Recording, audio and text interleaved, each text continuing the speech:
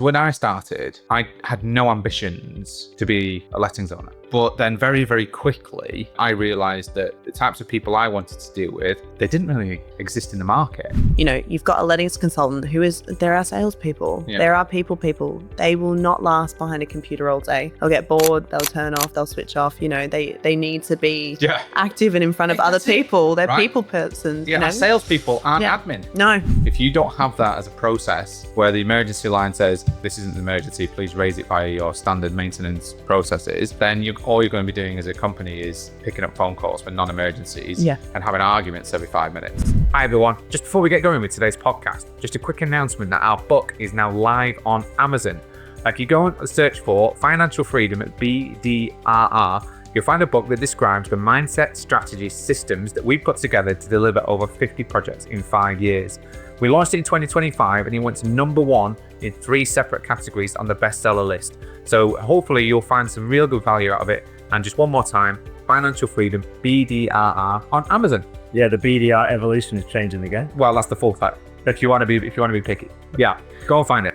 Hi folks, and welcome back to the Financial Freedom Podcast. Today on the show is one of our technical episodes where we are sitting down to talk about one of the topics that's really important for your financial freedom journey. We're going to be talking about what happens and how to maintain your financial freedom once your projects are up and running and you've got your assets. Now, today is a little bit different because normally it's my co-host Tim Witt who is joining us on the show. However, we've got a special guest today for 2 specific reasons. Number 1 is this person's much better at understanding how to maintain your financial freedom, but also for 1 month a year, because Tim has his financial freedom, he goes home to Australia and lives there for a month.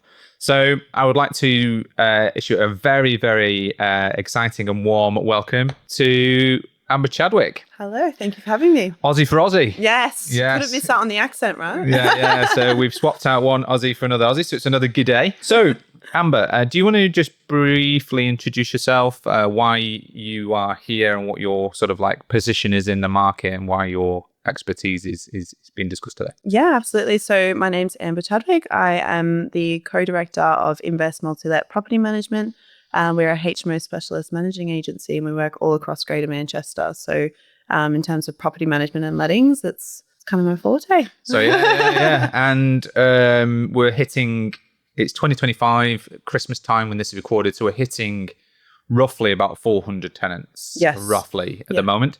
So in under management, which means that you are pretty well positioned to understand the nuances, I would have thought. Mm-hmm. Now, as always, when we have a guest, and are you a guest? I don't know. I don't know. So you're a guest on the show. Yeah. Okay. Yeah. So let's talk about an icebreaker. So because nobody's going to know who you are really if they've not met you before. So let's talk all things powerlifting, shall we? Yeah. So do you want to give us a brief? I actually had a Australian powerlifting record for a period of time. It's since been broken, but yeah, I did break and maintain that record for a period of time, which is pretty cool. What was the discipline? That was in deadlifting. Deadlifting? Yeah. Oh, right, okay, yeah. Because you're quite tall, aren't you? So. I am quite tall, which is not very advantageous for powerlifting at all. No, because like if you're thinking about becoming a powerlifter, if you're anything over, sort of, if you're a woman over, I would say 5'6", so you're 5'7", you're pushing it to be competitive at a national level. So for you, what are you, 6 foot? I'm 5'11". Didn't quite make the 6 foot. Yeah. Oh, well, you're fine then. But no, as a man, I'm 6'1", and I struggle at some of the disciplines, the snatches and stuff like that. I'm quite tall. Crazy movements, yeah. Oh, yeah. So, but yeah, deadlift. I do like the deadlift myself. Oh, it's good fun. What was your 188 kilos. 188 kilos. Yeah, I don't know what that is in pounds. Like 2.2 pounds per kilogram, so about 400 pounds. Something like 188 kilos. That is hard. Yeah. I think mine took a long time to get mine there. Is slightly north of that, but I was doing it as a rugby player, so only slightly. I think it was like the 200 mark, 210, something like that. Yeah. So rugby playing man, wow. 188 as a woman, jeez, wow, mental. What's the actual? Do you know the record now? The current record for that weight class is probably only. It's probably only like 195. It's not that far ahead. God. So, but even still, you don't really understand unless you're do lifting. You don't understand how heavy that is, right? Oh yeah. So hard. just to put that into context, that's 2 me's. So you'd have to be lifting me twice in one pull. Yeah. Oh. Anyway, okay, we can talk about that separately. Right. Let's get back down to the topic. So maintaining financial freedom. How do you maintain financial freedom? What does it actually mean? Now, the reason we're talking about this is most of our guests and most of our topics, they're really focused on the very, very front end of a property life cycle, because that is where you're making your big investment.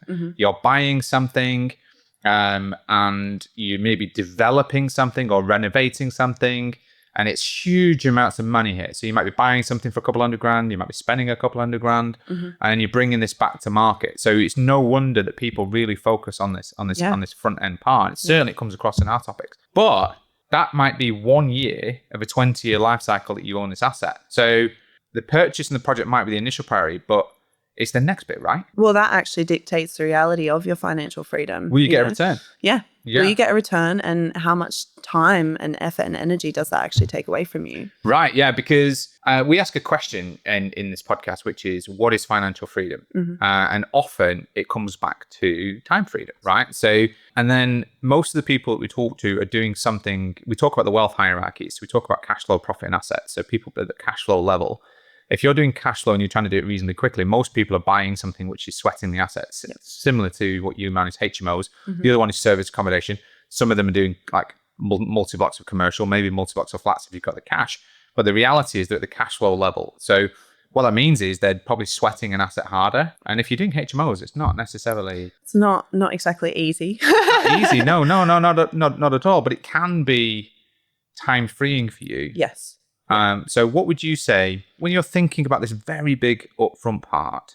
What would you say is yes, I'm thinking about the purchase. Yes, I'm thinking about the priority. What should I be considering if I'm thinking about financial freedom and the longevity of the property at that point? Having the right people in your corner, having the right team around you, knowing who you need to help you with maintenance, compliance, and, re-tenanting, and all of those little things that, as we're saying before, can really dictate whether or not you've got time freedom. They're going to be the main people that will carry you through, is having the right people on your side. Yeah, I mean, it is the common thing as well, the time freedom. And it's funny you say that, have you got the right people? Because it becomes, that's it, isn't it? I mean, I say it all of the time, but property is about people. If it's 4 walls and a roof, generally speaking, in the UK, your investment over time will come good, even if it comes bad in the short term. Over time, if you buy property and wait, is the analogy. But to get there faster and maintain it quicker, it becomes about people. And I think it's a good point to say, right? So when I started, I had no ambitions to be a lettings owner, as an example. But then very, very quickly, I realized that the types of people I wanted to deal with, they didn't really exist in the market. Yeah. What's your experience versus what you have built? Because you didn't come from this background either, did you? No. So I didn't even know what a HMO was when I first came here. We didn't really have that, where I'm from in Australia, we don't have that sort of setup. It's more so, you get a house with a bunch of friends and that's your HMO essentially, but it's not, pre-arranged with an agency. That's what a HMO is in the UK as well. It's just, it's got different connotations, I think. Yes, yeah, absolutely. But in terms of, how it works over here, there's much heavier compliance standard than, your average single let. So some agencies that have come from just, having their single lets, and then all of a sudden they get a HMO in their management portfolio, they don't know what to do with it because there's more expectation from a maintenance perspective. There's more compliance involvement. And, there's also the fact of finding the right tenant for the house as well. If you've got 5 people living under one roof, you want to make sure that they're getting along. There's a lot more, I think there's a lot more to consider when it comes to HMOs. And by having the right people, by having the right systems and processes, that can run a much more effectively and smoothly. I think there's also the increase in the quality of the modern HMO. So we're talking about the shared living, co-living standard here, aren't we? The working professional. It's not really it's not a social end. It's not a student end. It's a working professional environment that we're talking about here, right now. Yes. Don't get me wrong. We wouldn't know how to manage a student like I wouldn't have thought. That's how specialist it's become. Yeah. You know, and even we wouldn't know how to manage a social end. No. We wouldn't know what those things were. And with that, if you think about HMO as a category, it's all one category. There's 3 distinct categories there. We're talking about one of them. And what that highlights to me is that depending on what category you sit in, you need to find a specialist in that category within the HMO classification, right? Yeah, absolutely. So what do you see? So you mentioned it there. So you see these lettings agencies, and you see it where they may have had a HMO once upon a time, but it wasn't necessarily a modern day one. Yeah. So what are the key differences that I see as from a developer point of view? So modern day HMO, it has an ensuite. It's a larger room. It's a smaller communal space to share. It's normally just a kitchen. It's almost independent living within a house. Yes. So why are these high street agencies not really equipped to manage that process, do you think? I think the level of compliance that's required in a HMO is large, especially compared to a single let.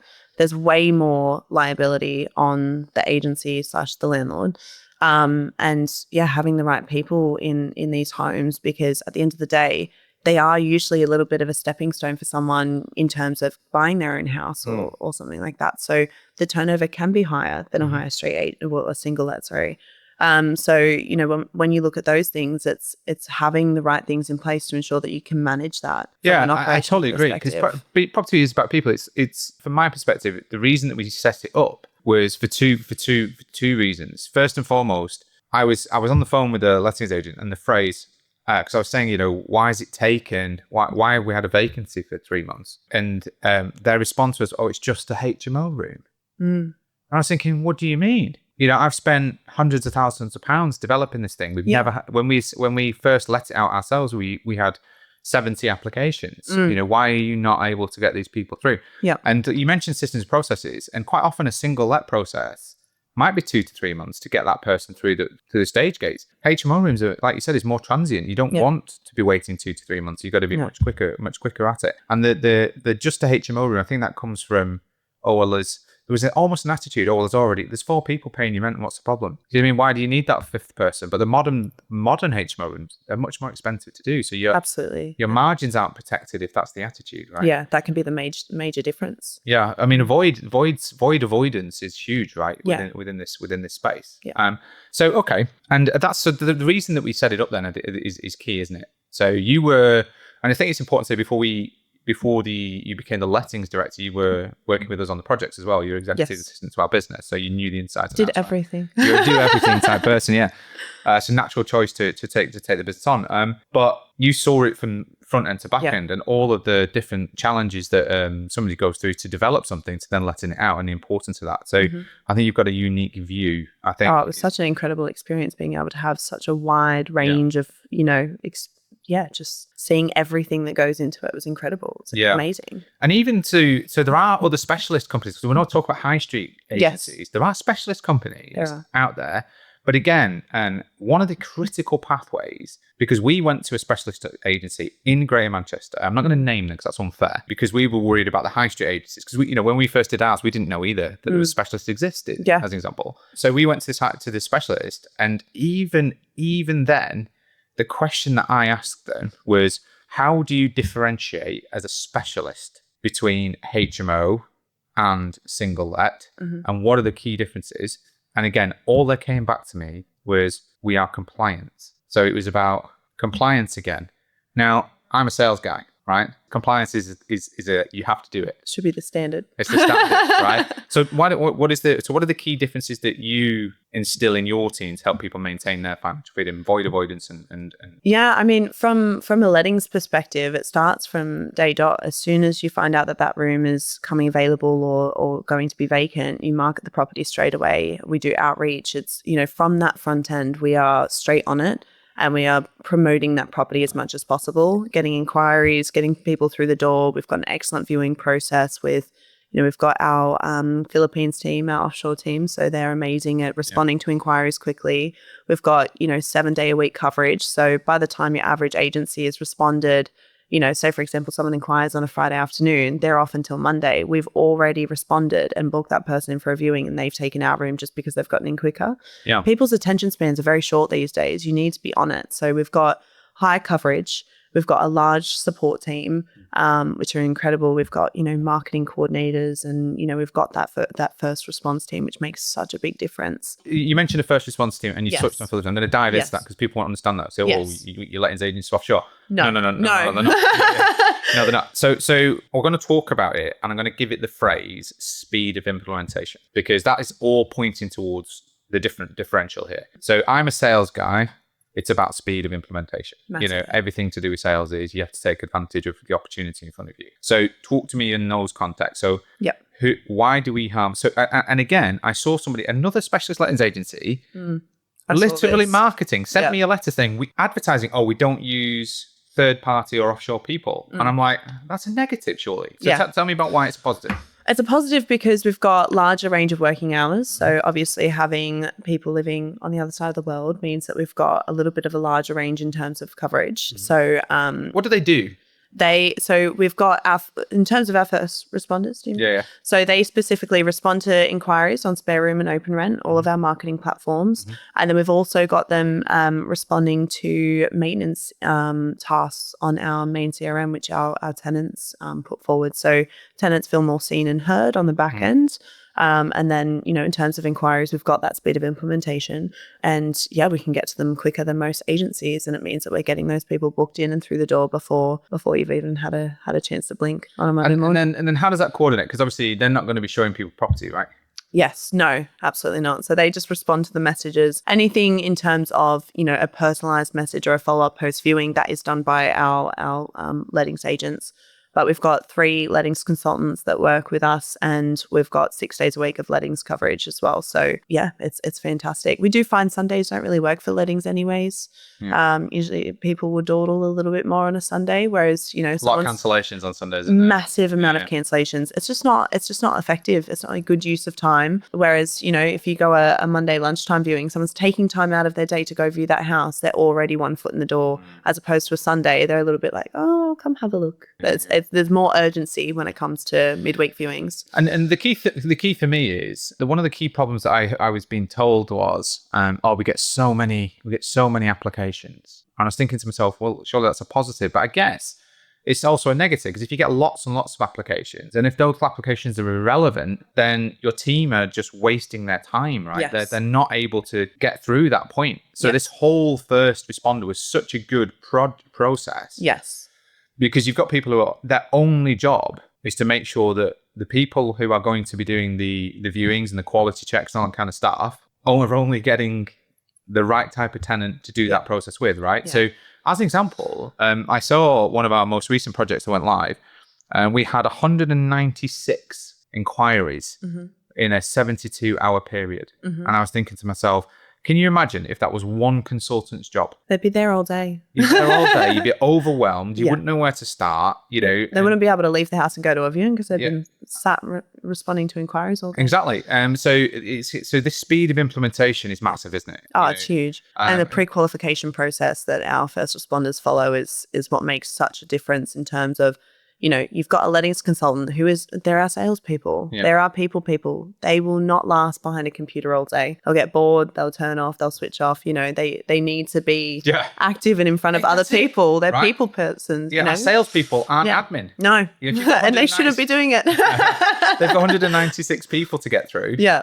It's like they're not going to know where to start. They're going to get overwhelmed. Yeah. These people are people, right? Yes. They want to be meeting people, doing the sales. Don't get me wrong, our team are more than capable. They're absolutely incredible. But I would rather them, in front of a person, showing them a room than sat behind a laptop trying to get through inquiries. Okay, so speed of implementation. So for me as an investor, what do I care about, and how do you differentiate from the next available company? So speed of implementation. The tenant gives notice, or my room is technically becoming available, not vacant, but available. When somebody gives notice, what happens? Yeah. So our team is targeted with a 6-week tenanting process. So our expectation is that a tenant, obviously they provide 1 month notice as per the AST.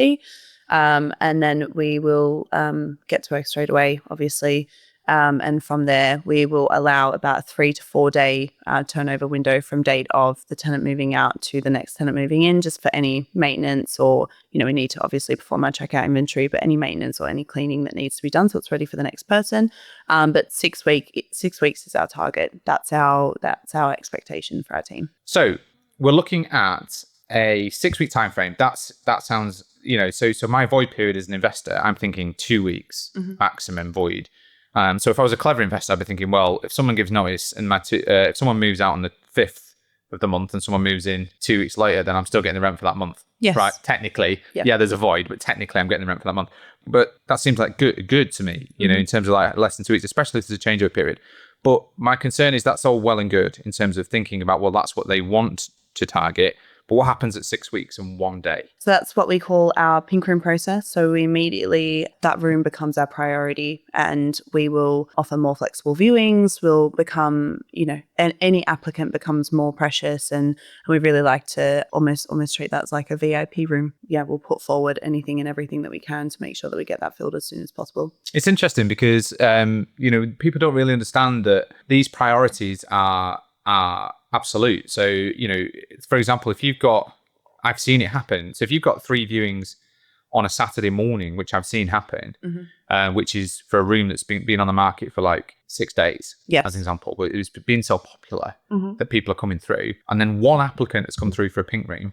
Those 3 viewings have been moved for that 1 applicant for a pink room. Yes. I don't know anyone else doing that. It's the priority. We want to make sure that we're minimizing voids. Yeah, and it's fair to say how many. So just out of interest, I think on average, so 350. No, it was 359 rooms. So it'll be 400 by Christmas, but 359 that we had last Monday's meeting. We had 1 pink room.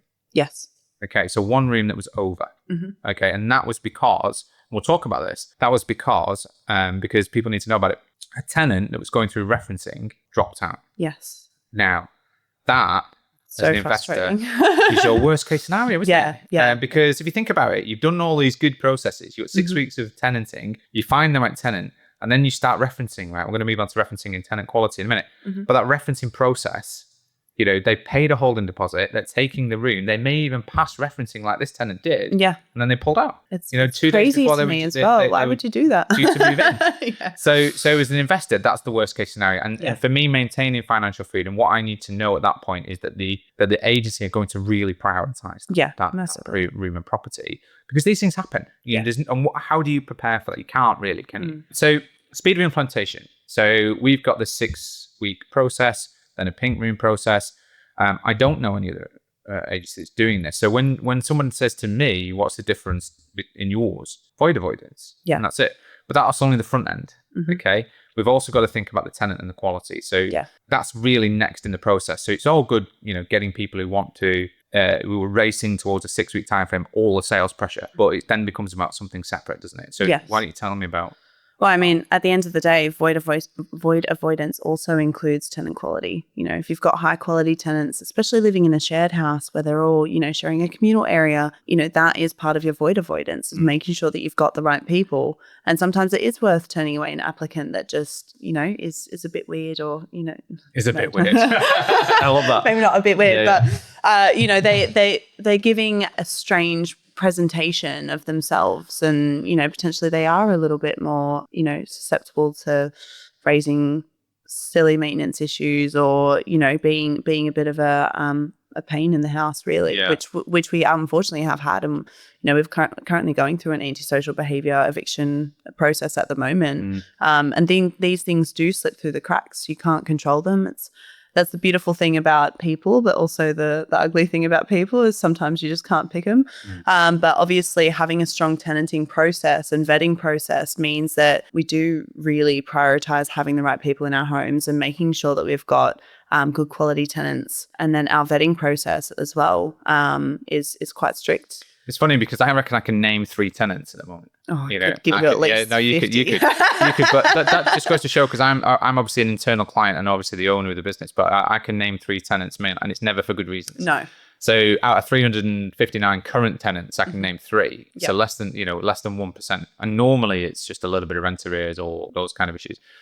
But very, very rarely we get a tenant who causes an issue, but it becomes about how the responsiveness to that as well, right? So very front end, it's interesting because I've seen in the first line support turning away tenants, even the very first messages, because they become rude or demanding or that specific, and they're just like, well, I don't have to follow this process anymore. Yes. And they don't recommend those people to the lettings girls. The lettings team are actually, I call it the mum test, which is, would you let this person stay in a house with your mum? And if the answer to that question is no, might not be the right thing for a shared house, because ultimately you're going to be living and cohabiting with other people, right? Yeah. Someone might steal your milk. You know? So it's how are you going to react, right? If they feel threatening in presence, they're definitely going to steal your milk. Well, exactly. Stop the podcast now. This episode is sponsored by Property Filter. Property Filter is the #1 property tool for today's property professional.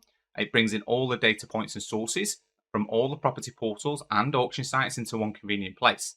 Then you have the option to overlay all the clever strategies found in the Property Filter blueprint to find motivated sellers faster. Now, we use it on a daily basis. It saves us over 80% of our time when looking for properties. And if that sounds like something that you want in your lives, please go to register.property-filter.co.uk/PPB, which is the discount code for this podcast. You will get 2 weeks free and a discount on your first month. That's it from me. Back to the podcast. So tenancy and quality. So the main thing for tenancy and quality is referencing. That's the #1 thing. But the girls are also fully authorized to say, if this doesn't feel right, reject. Yeah. Straight away. And we're not going to override a target for 6 weeks for a poor tenant. We're not going to do that. So let's talk about the referencing process. So we specifically use the NRLA. And the reason for that is I don't want somebody who's involved in the sales process, generally speaking, to be making the final decision on a tenant, because that encourages somebody to say, well, maybe gives. I don't want the opportunity for somebody to put somebody through, right?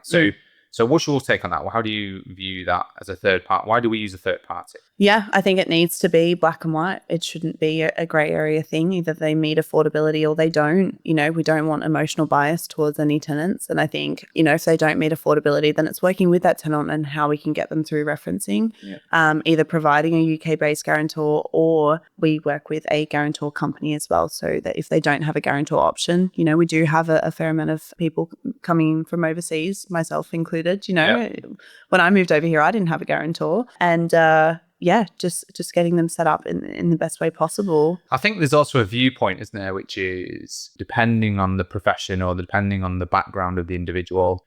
Sometimes they don't have a guarantor, but sometimes they're borderline meeting affordability.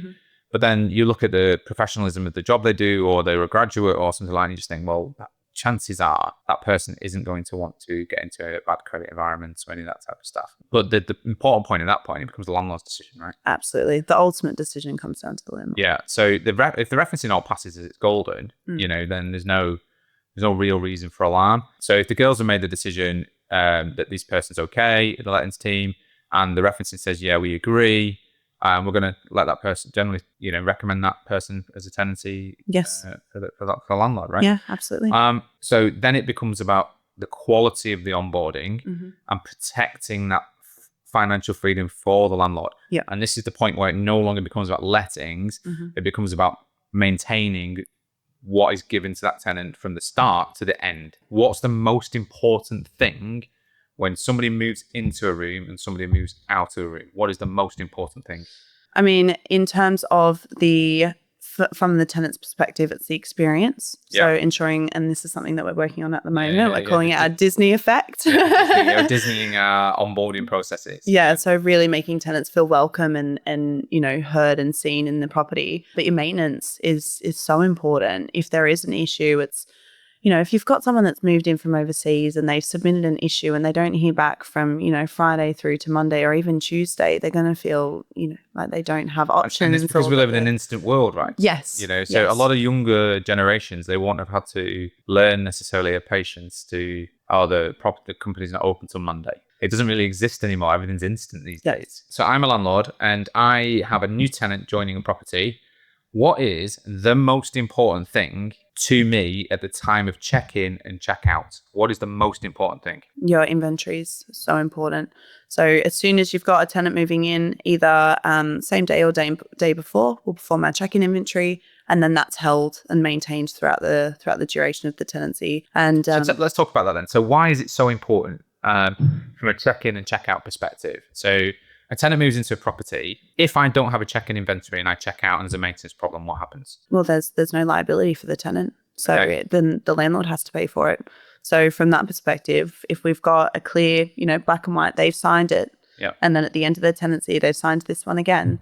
And there's obviously scratches on the walls or, the shower is moldy and all of these things. we can actually hold that standard of the property to the tenant, so they pay for the maintenance. Yeah, so it's interesting, isn't it? Because we learned this as well during the processes. So, I never really got check-in inventories from my HMOs from other Interesting. agencies, right?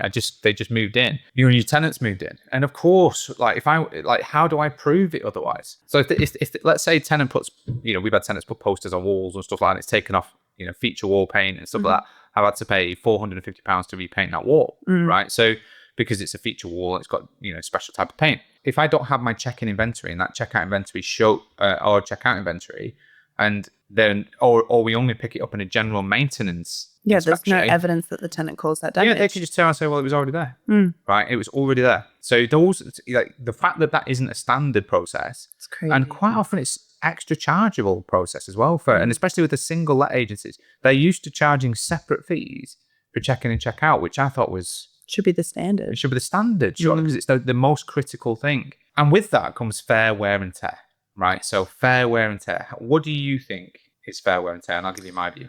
I mean, when you look at HMO rooms, there is a shorter term of tenancy than your average single lets. Single lets, you can have someone in there for 5 years, whereas HMOs, I think our average tenancy length is just shy of 2 years. And in that time frame, obviously there is going to be an element of fair wear and tear, but realistically, anything should be chargeable to the tenant. Unless it's, trying to think of an example here. I can't think of one. Replacement. Yeah, mattress replacement. That's fair. That to me is typical. If a new tenant's moving into a property and they complain about the mattress, that to me is like, well, is it worn? And if the answer is yes, then you'd expect a mattress to be worn, right? That's slept in every night. yeah. And then fair wear and tear. If there's a creaky bedstead or that kind of thing, or the shower seal's going, or because they've been using the shower, those types of things are fair wear and tear.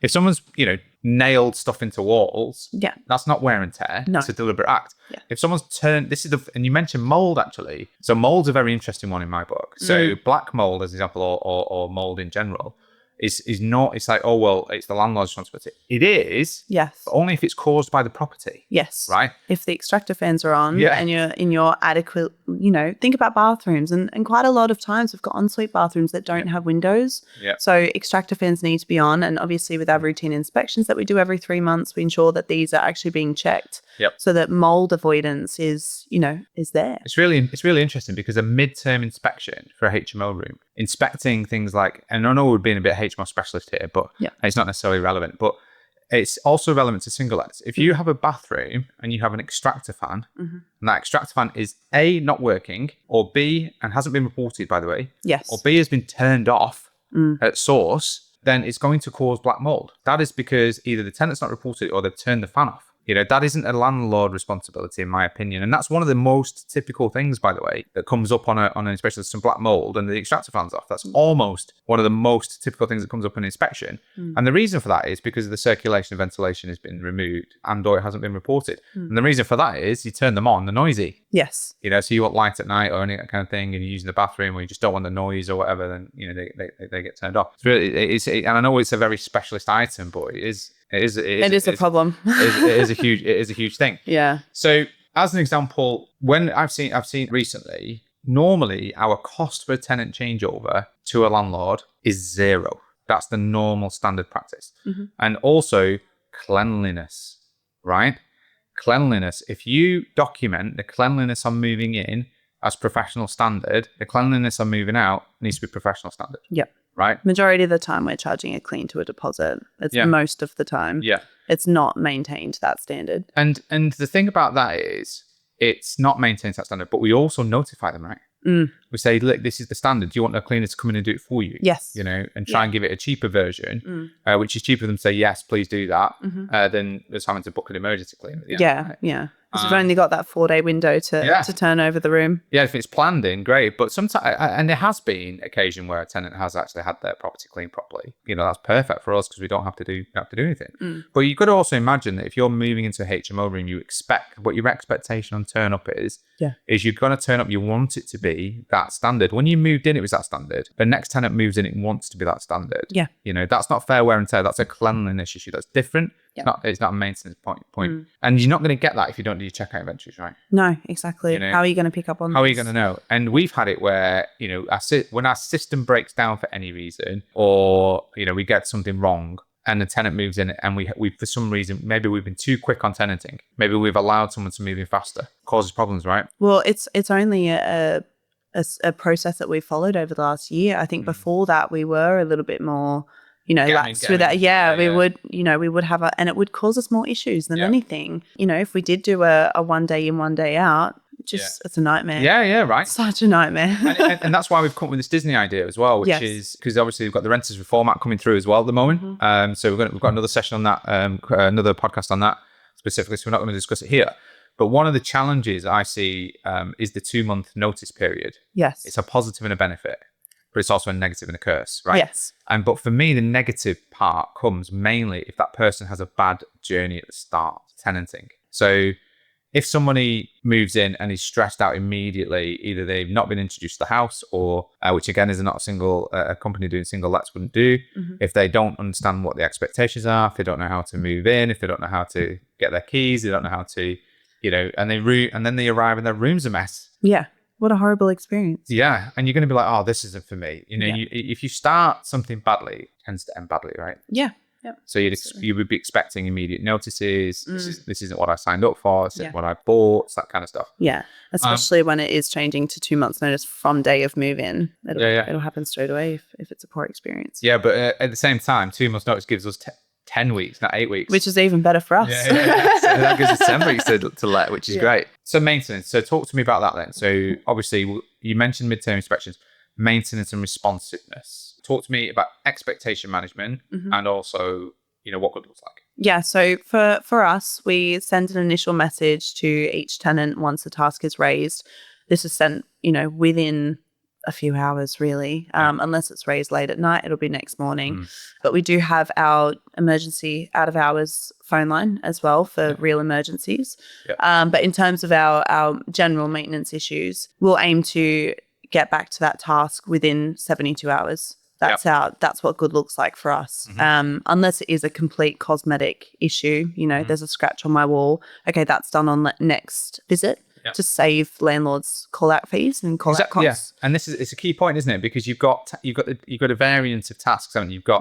You've got really urgent ones, which you have to fix them straight away. Yes. So and you mentioned the emergency line. In the 3 years that we've been operating a lettings agency across all tenancies, it's been 2 genuine emergencies that I've been called. That one I was called out to, and one was about 4 weeks ago with a fire alarm going off at 2 a.m. or whatever. Yeah. So all other calls to that line are not emergencies. No. So if you don't have that as a process where the emergency line says this isn't an emergency, please raise it via your standard maintenance processes, then all you're going to be doing as a company is picking up phone calls for non-emergencies and having arguments every 5 minutes, right? So set process for that's really, really important, I think. But then the general maintenance, you've got urgent, that's your, if there's a something, they're dripping on someone's head, or there's a potential for a shower leak that might cause further damage, then obviously we've got an urgent response, right? But then the worst one is things that a tenant might see as an emergency or Wi-Fi. Oh, Wi-Fi. My Wi-Fi is out. We had 20 tasks this morning because Virgin Media's got a national shutdown. Yeah. And it's like, it's not that deep, but Wi-Fi is such a problem. Oh, Wi-Fi is our biggest task, right? It's an emergency. It's an emergency. I can't work TikTok. from home. Yeah. So it is. And it's about not getting overly emotional to that. And our property manager is the least emotional person I've met, by the way. She's incredible. No. Okay, thanks. So it's about knowing what it should be done now and what should be done later. But it's also about expectation management, right? Just with the tenant, I've got all of these issues. Some of them might be like, well, the next maintenance visit is in a month's time, we'll fix them then. And what I've seen, and I've been charged for call outs to properties, and it's a call out. The maintenance guy's he's charged me £60 to £70 for the call out. He's fixed a light bulb, a wobbly door handle or something like that hasn't caused the tenant any in and out problem. And then so I've been billed £100. Yeah, ridiculous. And there might be 10 of those in a year. So that's £1,000 when the reality is he could do them all for 150 quid. Yeah. Right. On if one he goes visit. on one visit. Yep. And HMOs are different in that way because with a single let property as well, you tend to get less maintenance requisitions. Yeah, well, I mean, there's more responsibility on the tenant in a single communal let. space, Yes. especially. Yeah, absolutely. Whereas for a HMO room, it's mainly for the landlord. Yeah, absolutely. So maintenance wise, obviously we are talking about responsiveness, but there's also, you mentioned it briefly, a mid-term inspection, which is also a property inspection, right? And it's really important that it's liability as well that we need to want to cover here. So what is a landlord technically liable for? What can they potentially bill for? So from a liability perspective, what I'm talking about, if it's a HMO as an example, because we're talking about HMOs now, what is a tenant 100% liable for? Any intentional damages? Okay. In their room. Yes. Because the AST is for Yes. their room, Yes. right? What about a communal space? Well, unless you've got evidence of who's done it, yeah. which can get a little bit finger pointy if you do need to charge the tenants for a communal space issue. But at the end of the day, it's going to fall on the landlord because you don't have evidence of which tenant has caused the damage. It's interesting, isn't it? Because we get things like bins not been taken out. We get things like, oh, the communal space hasn't been kept clean. Or we get things like, oh, someone's damaged this part of the communal area. And it's how you react to that, I think, is really important. Now, we will try and find the culprit, right? Oh, do you remember the Hobbs situation? Yeah. Oh, that was a good 3 month, trying to find out who it was. Yeah. Because we wanted to protect the landlord because it's not fair. The landlord didn't smash the hob. It was one of So the we had a tenants. glass hob. Yes, and it was completely shattered. Yeah. And we did get down to the bottom of it. Yeah. But it took a while. Obviously, the landlord had to front that cost, but yeah, eventually it was returned to the landlord. And that's the key point, isn't it? Yeah. Is understanding that you may need to pay for it up front as well, especially if there's a maintenance problem, because you don't want to delay. If you want to get your problem solved. Yes. So pay for the problem to be fixed, bill it afterwards Yep. if needed. So, but you as landlord are responsible. Yes. So it comes out of your charges. That's our key thing as well. You need to make peace with that and have a process with your agency or whoever's managing your property to say, right, I'll bill it to me, but I want this charge put to this person or to this deposit. Yeah. If needed. It will come back to you. We need to make sure that contractors and, we've got such excellent relationships with our cleaners, our contractor. Like we want to make sure, you need to pay them. Otherwise they won't come back and do work for you. It's going to be more, finding good tradesmen is difficult enough. That's really hard. So you need to take care of your people. So I'm going to come to you now then. So we're going to wrap this up. I'm going to come to you now and I'm going to just say, if you want to know more, actually, we've got an Amazon best-selling book. Oh, we do. And Amber kindly wrote a couple of chapters for us on maintaining financial freedom.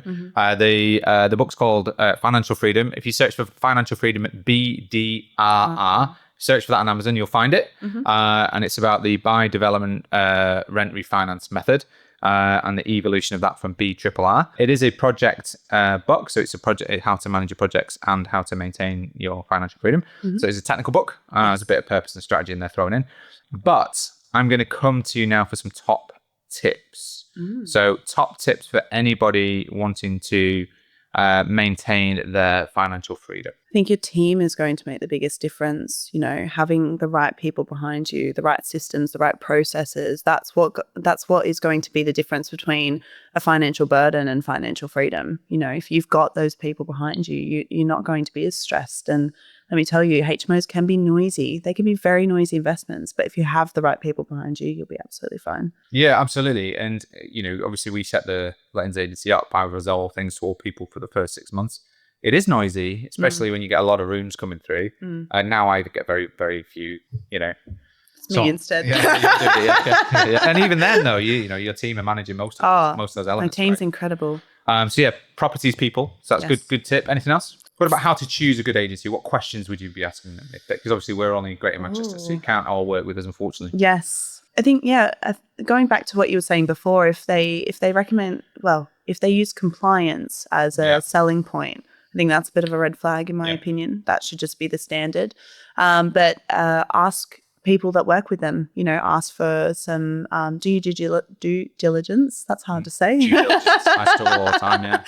But do your due diligence and speak to some of their clients and people that they work with and really get to know the people that you're going to be relying on to maintain your financial freedom. They're very important people in your life. So get to know them, have a coffee with them, make sure that you get along, your communication standards are clear, and I think you'll be fine.